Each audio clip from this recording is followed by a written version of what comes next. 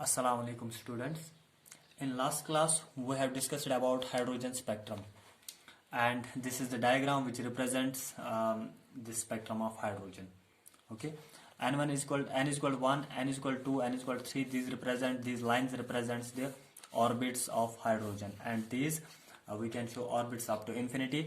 तो यहाँ पे हमने कुछ 8 ही दिखाया है, ठीक है, वहां से ट्रांजिशंस दिखाई है. Whenever electron jumps from any orbit to another orbit, मतलब जब भी कोई ट्रांजिशन होती है तो उस वक्त क्या होता है, या तो एनर्जी इमिट होगी या तो एब्जॉर्ब होगी. लेकिन यहाँ पे हम हाइड्रोजन को क्या करते हैं, डीएक्साइट करते हैं. For obtaining spectrum we de-excite hydrogen. जब इसको डीएक्साइट करेंगे दैट मीन्स इलेक्ट्रॉन को हायर ऑर्बिट्स से लोअर ऑर्बिट्स में लेना है, ठीक है, उसी को हम डीएक्साइटेशन कहते हैं. तो उस वक्त क्या होगा, रेडिएशंस इमिट होगी. This is the diagram which represents those emitted radiations during any transition. ठीक है, तो हमें हाइड्रोजन स्पेक्ट्रम में हमें मिला 6 अलग अलग टाइप्स की लाइंस. ठीक है, वो पहली लाइन जो जिसमें हमने देखा था, इलेक्ट्रॉन किसी भी ऑर्बिट से, जब इलेक्ट्रॉन किसी भी ऑर्बिट से ट्रांजिशन करेगा, मतलब मूव करेगा to the first orbit, that is ground state. किसी भी ऑर्बिट से ग्राउंड स्टेट में इलेक्ट्रॉन आएगा तो उस वक्त जो वेव लेंथ इमिट होगी, मतलब रेडिएशन की वेव लेंथ इमिट होगी, वो आता है एक सीरीज में, उसको हम लाइमन सीरीज कहते हैं. That series was discovered by Lyman, इसलिए इसी साइंटिस्ट का नाम पड़ गया लाइमन सीरीज. ठीक है, अब अगर इलेक्ट्रॉन की ट्रांजिशन किसी भी ऑर्बिट से हुई और सेकंड ऑर्बिट में, ठीक है, from any orbit to second orbit, तो उस वक्त क्या होगा, उस वक्त जो भी रेडिएशन इमिट होगी उसकी वेवलेंथ जो आती है, उन वेवलेंथ्स को हमने अलग से क्लासिफाई किया है, उन रेडिएशंस को. वो रेडिएशंस बाल्मर सीरीज में आते हैं. तो ये दूसरी लाइन आपको मिली. This was the first line, Lyman line, Balmer line, and these lines consists of infinite number of lines. ऐसी अगर ट्रांजिशन हुआ from any orbit to the third orbit, ठीक है, अब इलेक्ट्रॉन थर्ड ऑर्बिट में आ रहा है किसी भी ऑर्बिट से, तो उस वक्त जो लाइन्स इमिट होगी, उस वक्त जो रेडिएशंस इमिट होगी, वो रेडिएशंस आती है under Paschen series. If transition occurs from any orbit to fourth orbit, ठीक है, तो उस वक्त जो लाइंस इमिट होगी, रेडिएशंस इमिट होगी, that comes under Brackett series. और फिफ्थ सीरीज इसकी आती है जब इलेक्ट्रॉन ट्रांसफर होगा from any orbit to fifth orbit, तो उस वक्त जो रेडिएशंस इमिट होगी that come under Pfund series. And अगर ट्रांजिशन हो रही है to n is equal 6, from any orbit to n is equal 6, ठीक है, फ्रॉम एनी हायर ऑर्बिट, ठीक है, ये हायर ऑर्बिट से ट्रांजिशन होनी चाहिए यहाँ पे. तो उस वक्त जो भी लाइंस हमें इमिट होगी, these all lines come under Humphrey series. So we get 6 different types of lines in hydrogen spectrum. That is Lyman line, Balmer line, Paston line, Brackett line, Pfund and Humphrey. And these lines consists of infinite number of lines. ये lines खुद infinite number of lines से बनी हुई होती है, क्योंकि transition infinite से भी infinity से भी हो सकता है. ठीक है, from infinity to n equal 1, n equal 2. अब हमें शॉर्ट में याद रखना है कि जो भी सीरीज हमें टर्मिनेट होती है n इक्वल टू 1 पे, उसको हम लाइमन सीरीज कहेंगे. और जो भी सीरीज टर्मिनेट होती है n इक्वल 2 पे, that series is Balmer series. And the series which terminates at n equal 3, that is called Paschen. Which terminates at n equal 4, that is called Brackett. Pfund which terms at n equal 5, and Humphrey which terminates at n equal 6. बस यही series हमें, ये 6 series हमने याद रखने हैं. ठीक है, और हमने लास्ट क्लास में ये भी पढ़ा था कि कैसे हम एनर्जी, मतलब कैसे हम वेवलेंथ निकाल सकते हैं by the energy difference of the during the transition. ठीक है, जब कोई भी ट्रांजिशन होगी तो एनर्जी इमिट होगी, उस वक्त कितनी अमाउंट ऑफ एनर्जी इमिट होगी, उसकी वेवलेंथ कितनी होगी, that we have calculated by Rydberg formula. What was that?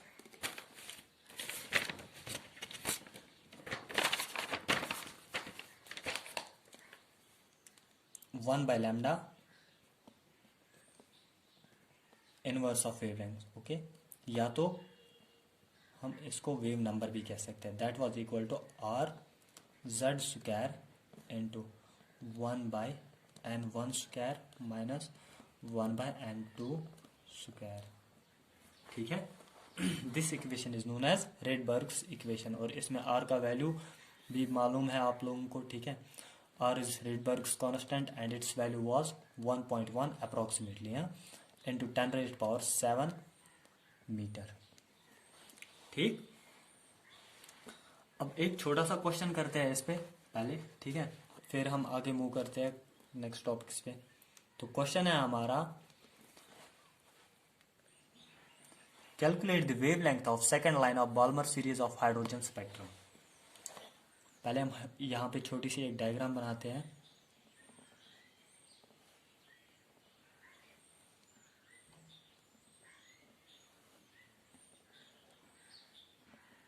Up to infinity, ठीक है।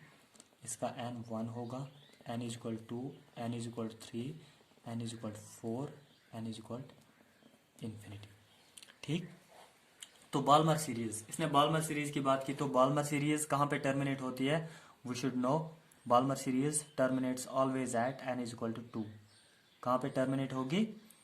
n is equal to 2। This is Balmer series, ठीक है। और ये जो हमें शॉर्टेस्ट लाइन इसमें मिलती है, इसको हम फर्स्ट लाइन कहते हैं, first line of Balmer series. This line is known as second line of Balmer series and this line is known as last line, ऐसे ही third, fourth, fifth, last line of Balmer series, ठीक है, जब n is equal infinity to n is equal 2 होगी। तो यहाँ पे हमें क्वेश्चन है, calculate the wavelength of second line of Balmer series. हमें कौन सी लाइन की वेवलेंथ निकालनी है? सेकंड लाइन की, ठीक है। तो we can calculate it from Rydberg's equation. 1 by lambda किसके बराबर होता है? R Z square into 1 by n1 square minus 1 by n2 square. R का वैल्यू भी मालूम है, Z for hydrogen atom, hydrogen spectrum, ठीक है। तो जेड का वैल्यू भी मालूम है। अब हमें क्या चाहिए? So we need n1 and n2। अब n1 क्या है? मतलब कहाँ से ट्रांजिशन, किस ऑर्बिट में ट्रांजिशन हो रही है, इलेक्ट्रॉन फाइनली कहाँ पे पहुंच रहा है, n1 का लोवेस्ट वैल्यू, ठीक है। n1 मतलब लोवेस्ट वैल्यू, तो n1 यहाँ पे होगा 2, ठीक है, सेकेंड ऑर्बिट में आ रहा है electron. n1 is equal to 2। What will be n2? कहां से अब इलेक्ट्रॉन आ रहा है? सेकेंड लाइन, 1 2 3 4, फोर्थ ऑर्बिट से इलेक्ट्रॉन आ रहा है, that means n2 will be 4। You can also calculate without making the diagram n2। कैसे? Second line of Balmer series, आपको ऑलरेडी मालूम है जब बाल्मर सीरीज होगी तो n1 का वैल्यू ऑलवेज 1 होगा और n2 का वैल्यू कितना होगा? n1 का वैल्यू होगा 2 और n2 का वैल्यू कितना होगा? n2 का वैल्यू होगा second plus 2, that means 2 plus 2, that will be 4, ठीक। तो n1 भी मालूम है, n2 भी मालूम है। We can calculate 1 by lambda is equal to, R का वैल्यू भी मालूम है 1.1 इंटू 10 रेज़ पावर 7, जेड का वैल्यू भी मालूम है 1 स्क्वायर इंटू 1 बाय n1 कितना है? 2 स्क्वायर माइनस 1 बाय n2 का वैल्यू 4, इसका स्क्वायर, ठीक है। तो ये बनेगा 4 4 16, 4, तो 16 को एलसीएम निकालेंगे तो 16 नीचे रहेगा, ठीक है। इसको एलसीएम करेंगे, 16 नीचे रहेगा और ये बनेगा 4 4 4 minus 1, that will B 3, that is 1.1 into 10 raise power 7 into 3 by 16, ठीक।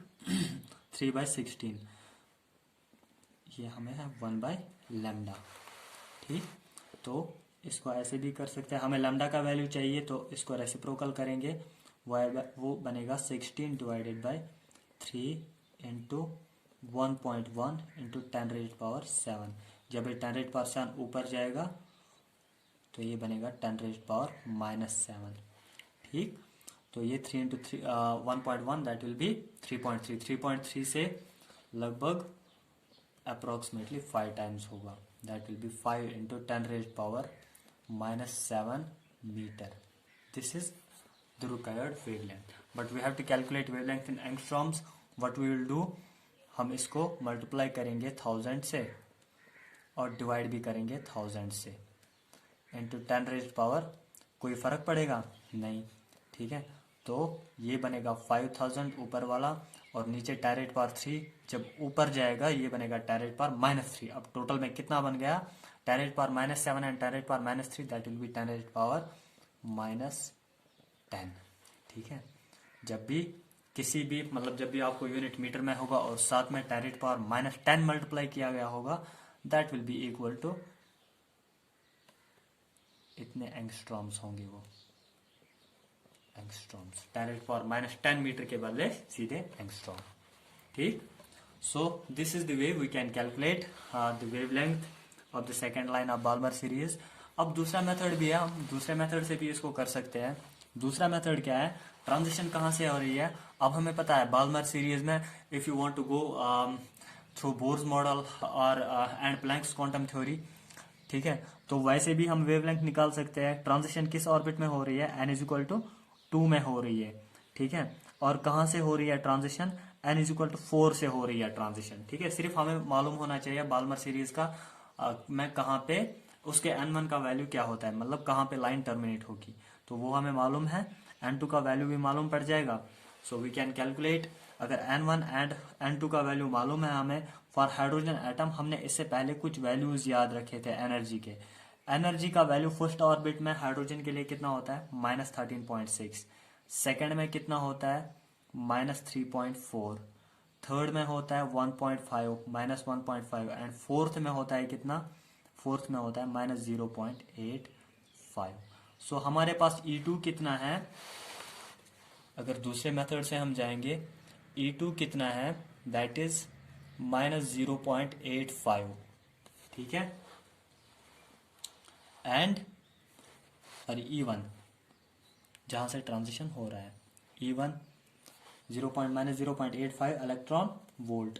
And E2, how much is E2? E2 is -3.6 electron volt.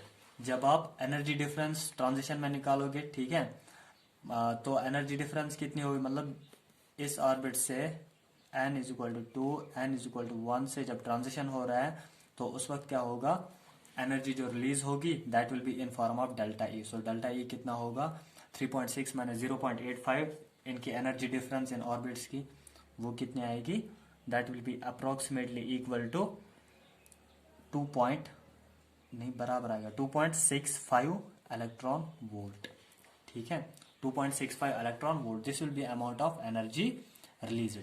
अब आपको एनर्जी मालूम है, you can go through Planck's quantum theory. We know energy किसके बराबर होता है, 1 to 4 energy released in form of photon, that will be equal to 12400 divided by lambda in angstroms, ठीक। so we can calculate lambda from here, lambda will be equal to 12400 divided by, और delta E का value कितना हुआ हमें 2.65, that will be approximately equal to 5000 angstrom. अब कौन सा method easy है, सेकंड मेथड। क्यों, बिकॉज उस वाले मेथड में आपको कैलकुलेशन ज्यादा करनी पड़ेगी, ठीक है। तो अगर आपको इस तरीके का क्वेश्चन आएगा तो you may go through Bohr's model, जो आपको फिजिबल लगेगा, ठीक है। ज़्यादातर इसमें कैलकुलेशंस हमें बचती है क्योंकि हमने पहले ही किन एनर्जी के कुछ वैल्यूज याद रखे हैं। एनर्जी का डिफरेंस निकालोगे, कहाँ से कहाँ ट्रांजिशन हो रही है, तो सीधे डालोगे उसमें प्लैंक्स क्वांटम थ्योरी के। Now our topic is spectral lines of hydrogen spectrum. अब जो ये हमें हाइड्रोजन स्पेक्ट्रम मिला, इससे हमें 6 टाइप्स ऑफ स्पेक्ट्रल लाइंस मिली, ठीक है। अब इन स्पेक्ट्रल लाइंस पे हमें क्वेश्चंस भी बहुत सारे मिलेंगे एंट्रेंस में, ठीक है। इन्हीं में से ज्यादातर क्वेश्चंस आते हैं और ये स्पेक्ट्रल लाइंस हमें एक एक करके अब डिस्कस करने हैं। और ज्यादा परसेंटेज इसमें से क्वेश्चंस की रहती है बाल्मर सीरीज में से। क्यों, क्योंकि बाल्मर सीरीज आपने देखा है that falls in the range of, किस रेंज में वो पढ़ते हैं,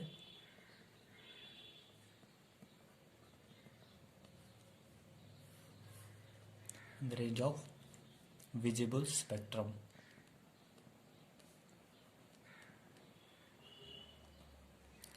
इसीलिए इस सीरीज पे ज्यादातर क्वेश्चंस निकलते हैं, ठीक है। बाकी सीरीज पे भी निकलते हैं लेकिन ज्यादा नहीं, ठीक है। तो इस पे हम कुछ एक्स्ट्रा क्वेश्चंस करेंगे। तो पहली सीरीज कौन सी थी, Lyman series. First I will make diagram. The first series is obtained when electron moves or electron excites from any state to the first state, ठीक है। किसी भी स्टेट से जब इलेक्ट्रॉन आएगा फर्स्ट स्टेट में, दैट मीन्स ये always terminate होती है कहाँ पे, फर्स्ट ऑर्बिट में, n इज इक्वल टू 1 में, ठीक। उस वक्त जो भी आपको वेवलेंथ एमिट हो जाएगी वो वेवलेंथ बिलोंग करती है किस सीरीज से, लाइमन सीरीज से, ठीक है। तो लाइमन सीरीज में हमें क्या मिलता है, हमें यहाँ पे मतलब जो भी इसमें जो भी लाइन हमें मिलती है वो टर्मिनेट कहाँ पे होती है, n इज इक्वल टू 1 में, दैट मीन्स फर्स्ट ऑर्बिट में। एंड सपोज ये मान लो ये हाइड्रोजन एटम है, ठीक। अब यहाँ पे कुछ इंपॉर्टेंट पॉइंट्स आपको मेंशन करने हैं। पहला ही पॉइंट यही, जैसे कि सभी लाइंस इसमें लाइमन सीरीज में जो भी लाइंस होती है वो कहाँ पे टर्मिनेट होती है, n इज इक्वल टू 1 में टर्मिनेट होती है। और दूसरा इंपॉर्टेंट पॉइंट है, इसको हम first line of hydrogen spectrum कहते हैं, ठीक है, या first series of hydrogen spectrum. So we can write these points.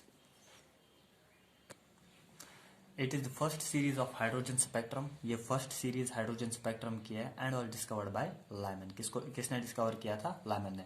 दूसरा इंपॉर्टेंट पॉइंट है, it always belongs to the visible region. हमने डायग्राम में ही देखा था कि लाइमन सीरीज किस रीजन में पाई जाती है, अल्ट्रावायलेट रीजन, यूवी रीजन, ठीक है। और तीसरा इंपॉर्टेंट पॉइंट, इसमें जो भी रेडिएशन निकलेगी वो फॉल करेगी किस रीजन में, ठीक है, ultraviolet region. That means that radiation will be having wavelength equal to that of ultraviolet waves. It always terminates at ground state. ये ग्राउंड स्टेट पे टर्मिनेट हो जाता है। इसमें हर एक लाइन टर्मिनेट होती है कहाँ पे, ग्राउंड स्टेट पे। जब ग्राउंड स्टेट पे टर्मिनेट होगी, that means we can say that n1 कितना होगा फिर, always n1 will be 1. That means lower orbit will be 1. And n2, what will be the value of n2? n2 होगा कुछ भी 2 से लेके इंफिनिटी तक, 2, 3, 4 डिपेंड कर रहा है कहाँ से इलेक्ट्रॉन आ रहा है फर्स्ट ऑर्बिट में, ठीक है। तो यहाँ पे आपने जो डायग्राम में देखा, जो लाइन सेकंड ऑर्बिट से फर्स्ट ऑर्बिट में आ रही है, इस लाइन को हम कहते हैं first line of Lyman series. First, मैं एब्रिवेशन में ये लिखूंगा, first line of Lyman series. और ये जो लास्ट पे आपको लाइन मिली जहां से इलेक्ट्रॉन इन्फिनिटी से फर्स्ट ऑर्बिट में आ गया, इसको हम कहते हैं last line of Lyman series, last line of Lyman series, ठीक है। और सेकंड जो लाइन आ रही है थर्ड ऑर्बिट से, सेकंड लाइन जो आ रही है, इसको हम कहते हैं second line of Lyman series, second line of Lyman series. Third line जो है इसको हम third line of Lyman series कहते हैं, लाइमन सीरीज, ठीक। ऐसी जो लास्ट वाली है इसको हम last line of Lyman series कहते हैं। या इसको कुछ और दो इंपॉर्टेंट नेम्स है, दैट इज मार्जिनल लाइन, इसका दूसरा नाम है marginal line,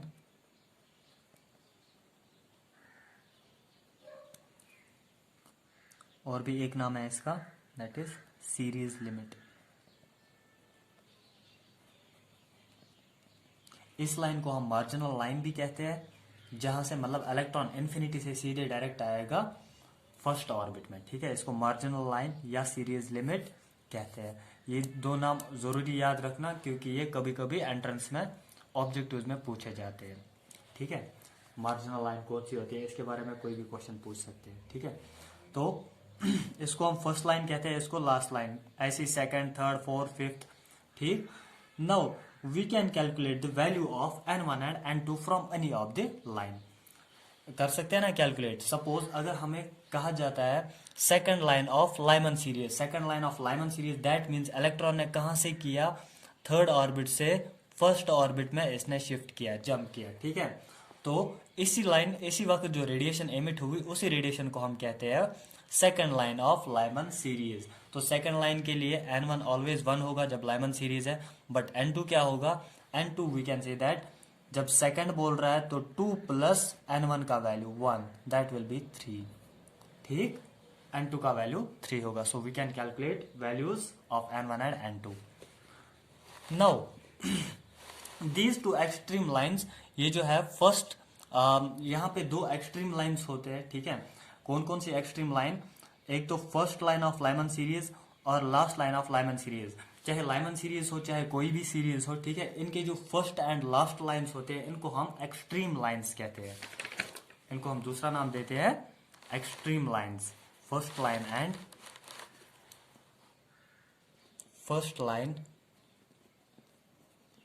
of Lyman series and last line of Lyman series are collectively known as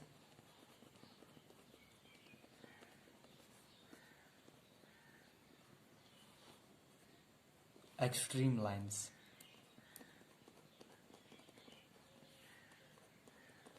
You can also add this point. ठीक है, इनको हम collectively extreme lines कहते हैं. ठीक, now we will do some calculations. अब हम कुछ एनर्जी वगैरह इन एक्सट्रीम लाइंस पे करेंगे. ठीक है, यहाँ पे ये मान लो दिस इज फर्स्ट लाइन और इस कॉलम में हम रखेंगे last line of Lyman series. ठीक, पहले हम डायग्राम बनाते हैं. First line and last line. ठीक है, लाइमन सीरीज की. तो फर्स्ट लाइन कौन सी है? जब सेकंड ऑर्बिट से फर्स्ट ऑर्बिट में इलेक्ट्रॉन आएगा. और लास्ट लाइन कौन सी है? जब इलेक्ट्रॉन आएगा from infinity to first orbit. ठीक, जो line from infinity to first orbit होगी उसको हम लास्ट लाइन कहते हैं. तो फर्स्ट लाइन में n1 का वैल्यू कितना होगा? n1 का वैल्यू 1 होगा. n1 is equal to 1. इसमें भी n1 का वैल्यू 1 होगा. n1 is equal to 1. और n2 का वैल्यू क्या होगा? फर्स्ट लाइन में n2 will be equal to 1 plus 1 that is 2. First line है ना, फर्स्ट का 1 और इसके साथ जोड़ दो ये n1 तो मिलेगा 2. ऐसे ही इसमें n2 का वैल्यू क्या मिलेगा?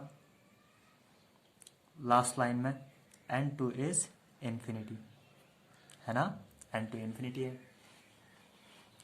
तो अगर आपको एनर्जी निकालनी होगी, we are calculating for hydrogen atom. ठीक, अगर आपको एनर्जी निकालनी होगी, एनर्जी फर्स्ट ऑर्बिट में इलेक्ट्रॉन की कितनी होती है? E1. इसमें E1 है अमाउंट ऑफ एनर्जी, इसमें E2 अमाउंट ऑफ एनर्जी है. For hydrogen we know the value of E1. ठीक है, फर्स्ट ऑर्बिट की एनर्जी कितनी होती है? -13.6 electron volt. As we remember that. ठीक है, मैं यहाँ पे दिखाऊंगा. हमने पढ़ा था, वहां पे हमने एनर्जी एक फॉर्मूला से निकाला था. Energy is equal to, if you will remember, energy is equal to -13.6 Z² by n² था ना ये फॉर्मूला. तो वहां से हमने हाइड्रोजन के लिए निकाला था. पहले ऑर्बिट में होती है -13.6. दूसरे ऑर्बिट की एनर्जी कितनी होती है? -3.4 इलेक्ट्रॉन वोल्ट. तीसरे ऑर्बिट की होती है -1.5 इलेक्ट्रॉन वोल्ट. फोर्थ ऑर्बिट की होती है -0.85 electron volt. If you remember, ये वैल्यूज हमने याद रखे थे वहां पे. ठीक है, ये 4 वैल्यूज 4 ऑर्बिट्स के लिए हाइड्रोजन की एनर्जी. वाई, अगर हमें किसी भी स्पीशीज के लिए एनर्जी निकालनी होती है, सो हमें सिंपली एक फॉर्मूला बनता है वहां पे. Energy of any species, suppose energy of X, that will be equal to X. कोई स्पीशीज है हाइड्रोजन के बगैर, that will be equal to energy of hydrogen. अगर आपको ये ऑलरेडी मालूम है, multiply it by atomic number, square of atomic number of that species. ठीक है, निकाला था ना. तो हमें पता है E1 कितनी होती है? -13.6. ये आपको आगे जरूरत पड़ने वाला है. -13.6 इलेक्ट्रॉन वोल्ट. और E2 कितनी होगी? सेकंड ऑर्बिट में कितनी एनर्जी होती है? -3.4 इलेक्ट्रॉन वोल्ट. तो अब इलेक्ट्रॉन सेकंड ऑर्बिट से फर्स्ट ऑर्बिट में आ रहा है, तो यहाँ पे जो रेडिएशन इमिट होगी वही रेडिएशन फर्स्ट लाइन कहलाती है ना.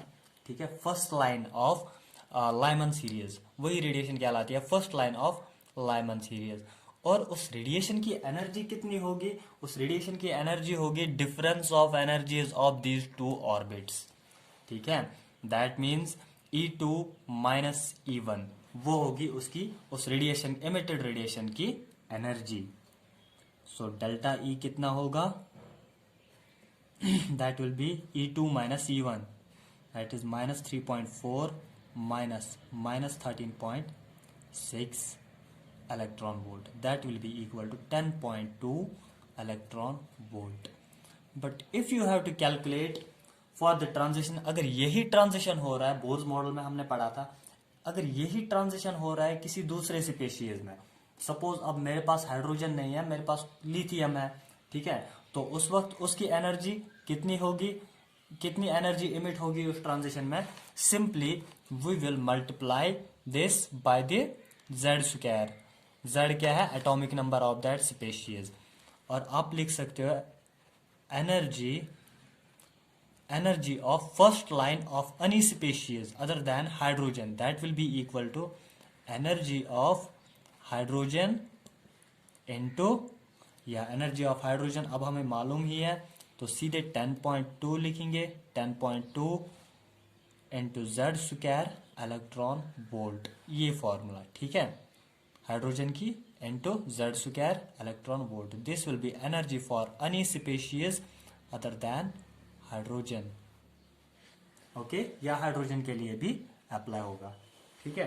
तो ऐसे ही अगर लास्ट लाइन में हम देखते हैं, लास्ट लाइन में n1 का वैल्यू 1 है, n2 का वैल्यू इन्फिनिटी है, so what will be the difference in energy, हमें मालूम है E1 कितनी होती है, E1 होती है -13.6 फर्स्ट ऑर्बिट में, एंड E इन्फिनिटी कितनी होती है, वो होती है 0। इन्फिनिटी पे इलेक्ट्रॉन को 0 एनर्जी होती है। तो एनर्जी डिफरेंस कितनी बनेगी, E2 माइनस E1, E2 0 है, E1 -13.6 वोल्ट है, तो वो बनेगा प्लस 13.6 इलेक्ट्रॉन वोल्ट, ठीक है। That means difference in energy, जब ये ट्रांजिशन होगी, लास्ट लाइन जो होती है लाइमन सीरीज की, इसकी एनर्जी कितनी होगी, जो रेडिएशन एमिट होती है उसकी एनर्जी होगी difference of the energies in these two orbits, और वही एनर्जी होगी इस रेडिएशन को, ठीक है। That is this radiation, that is last line of Lyman series is having energy of 13.6 electron volt. अब अगर मुझे लास्ट लाइन किसी अदर स्पेशीज के लिए निकालना है, ठीक है, energy of any other species, sorry other species, any species other than hydrogen, let that x, ठीक है, वो कितनी होगी, that will be equal to 13.6 into Z square electron volt, ठीक। From this we calculated that the energy range for first line of Lyman series, first line नहीं, extreme lines, या energy range for Lyman series, simply Lyman series energy range इसमें कितना होता है, ठीक है। तो फर्स्ट लाइन की एनर्जी कितनी आई थी, फर्स्ट लाइन की एनर्जी आई थी 10.2 इलेक्ट्रॉन वोल्ट हाइड्रोजन के लिए, और लास्ट लाइन की एनर्जी कितनी आई थी, that was 13.6 electron volt. That means energy in Lyman series the energy range is 10.2 greater और इक्वल टू 10.2, मतलब जो भी इसमें अब रेडिएशन इमिट होती है, ठीक है, चाहे अब फर्स्ट लाइन होगी, second line, third line, fourth line, कोई भी लाइन, ठीक है, इसमें जो भी लाइन आपको लाइमन सीरीज में मिलेगी उसकी वेवलेंथ होगी या तो ग्रेटर और इक्वल टू 10.2 इलेक्ट्रॉन वोल्ट, या तो होगी less than 13.6 electron volt. This is the energy range which you have got for Lyman series, जो आपको लाइमन सीरीज में मिलेगा। And for any other species, ये तो हाइड्रोजन के लिए अप्लाई होता है, किसी दूसरे स्पेशीज के लिए एनर्जी रेंज कितना होगा, ग्रेटर और equal to simply 10.2 into Z square electron volt, less और equal to 13.6 Z square electron volt. This will be energy range for any other species. Now we are interested in calculating wavelength also, ठीक है, क्योंकि wavelength पे ही ज्यादातर questions आते हैं। तो wavelength first case के लिए क्या होगा, फर्स्ट केस के लिए फर्स्ट लाइन के लिए एनर्जी कितनी आई थी, फर्स्ट लाइन के लिए एनर्जी आई थी 10.2 इलेक्ट्रॉन वोल्ट, और सेकंड लाइन के लिए हमें एनर्जी आई थी 13.6 इलेक्ट्रॉन वोल्ट, ठीक। अब हम वेवलेंथ दो तरीके से निकाल सकते हैं, एक तो निकाल सकते हैं by Planck's quantum theory, that is wavelength बराबर होगा 12400 डिवाइडेड बाय 10.2 इलेक्ट्रॉन, सॉरी ये वेवलेंथ निकालना है 10.2 एंगस्ट्रॉम्स, ठीक। और इसका वेवलेंथ क्या है, दैट मीन्स फर्स्ट लाइन का वेवलेंथ क्या होगा, दैट मच, और जब आप इसको कैलकुलेट करोगे that will be equal to approximately equal to 911 angstrom. ठीक, और सेकेंड लाइन के लिए वेवलेंथ कैलकुलेट करेंगे, कितना होगा 12400 डिवाइडेड बाय, अब यहाँ पे एनर्जी की जगह क्या आएगा 13.6 angstrom, that will be approximately equal to 1215 angstrom. So हमें वेवलेंथ का भी रेंज मिला। फर्स्ट लाइन का वेवलेंथ होता है 910 एंगस्ट्रॉम और लास्ट लाइन का वेवलेंथ होता है 1215 एंगस्ट्रॉम। ठीक है, सो फर्स्ट लाइन को हम कहते हैं लाइन ऑफ, हम कह सकते हैं फर्स्ट लाइन को हमें वेवलेंथ कम मिली बट एनर्जी हमें फर्स्ट लाइन को, हाँ एनर्जी कम मिली बट वेवलेंथ ये आएगा 1215, यहाँ पे हमने गलत किया है सॉरी, 1215 और ये आएगा 911 angstrom. This is 1215, this is 911। ठीक, अब हमें फर्स्ट लाइन की एनर्जी कितनी मिली, फर्स्ट लाइन की एनर्जी 10.2 इलेक्ट्रॉन वोल्ट, वेवलेंथ 1215, और लास्ट लाइन की एनर्जी कितनी मिली लाइमन सीरीज की 13.6 इलेक्ट्रॉन वोल्ट और वेवलेंथ कितना मिला 911। सो हम फर्स्ट लाइन को कह सकते हैं लाइन ऑफ मिनिमम एनर्जी कह सकते हैं ना, क्योंकि इसकी एनर्जी सबसे कम होगी। अब इसके बाद जो भी रेडिएशंस होगी उनकी एनर्जी ज्यादा बढ़ेगी। ठीक है, अल्टीमेटली वो पहुंचेगी यहाँ पे। और सेकंड लाइन को हम कह सकते हैं लाइन ऑफ मैक्सिमम एनर्जी। ठीक है, so first line we can also say line of minimum energy, we can also write first line is known as line of minimum energy and line of maximum wavelength or maximum wavelength, क्योंकि इसकी wavelength maximum होती है। ऐसा क्यों हुआ, because energy varies inversely with wavelength, जिसकी energy ज्यादा होगी उसकी वेवलेंथ कम होगी, जिसकी वेवलेंथ एनर्जी कम होगी उसकी वेवलेंथ ज्यादा होगी। यहाँ पे इसकी वेवलेंथ ज्यादा है एनर्जी कम है, इसकी वेवलेंथ कम है एनर्जी ज्यादा है। ठीक है, सेकंड लाइन को हम क्या कह सकते हैं फिर, इट इज या last line, so you can define last line as an line of maximum energy, line of maximum energy और मिनिमम वेवलेंथ।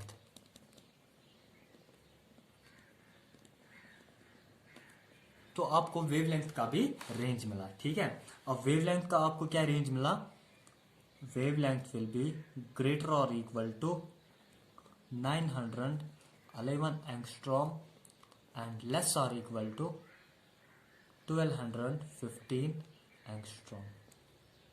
ठीक, ये आपको वेवलेंथ का रेंज मिला फॉर हाइड्रोजन।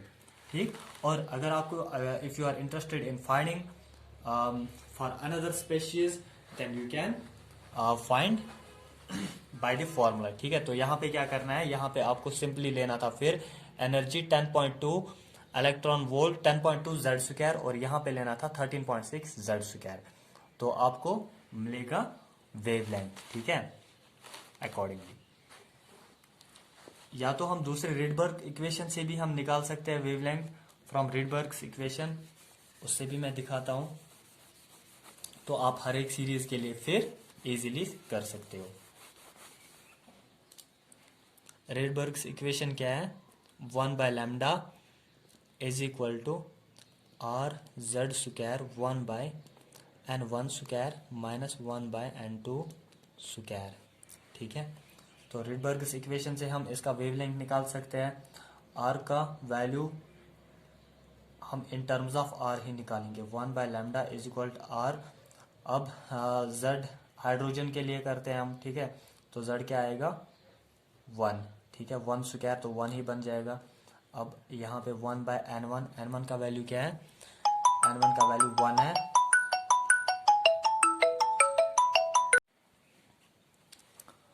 तो n2 का वैल्यू है यहाँ पे 2, दैट इज 2 स्क्वायर, वो 4 बनेगा। So we can say lambda is equal to, ये बनेगा 4 minus 1 that is 3 divide by 4, 3r/4, और अगर रेसिप्रोकल करोगे तो आएगा 4/3r। This is wavelength for first line of Lyman series. ठीक, अब वेवलेंथ लास्ट लाइन के लिए क्या होगा, 1/λ is equal to R Z square 1/n1 square minus 1/n2 square.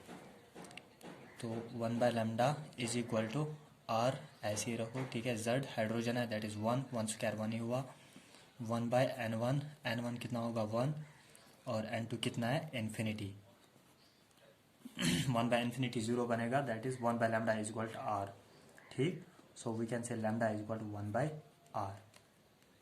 This is the wavelength for last line of Lyman series.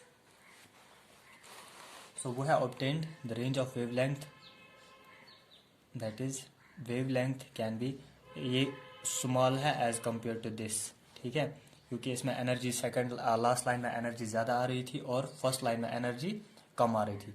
जिसमें energy ज़्यादा होगी उसकी वेवलेंथ कम होती है। और ऐसे भी आप देख सकते हो 4/3 इज ग्रेटर देन 1। ठीक, सो स्मॉल कौन है इसमें 1/r। So wavelength of Lyman series belongs to the range of 1/r to 4/3r। That is the wavelength emitted in the Lyman series, the radiation emitted in the Lyman series will be having wavelength, या तो होगी उसकी wavelength greater और equal to 1/r, या होगी उसकी wavelength less और equal to 4/3r।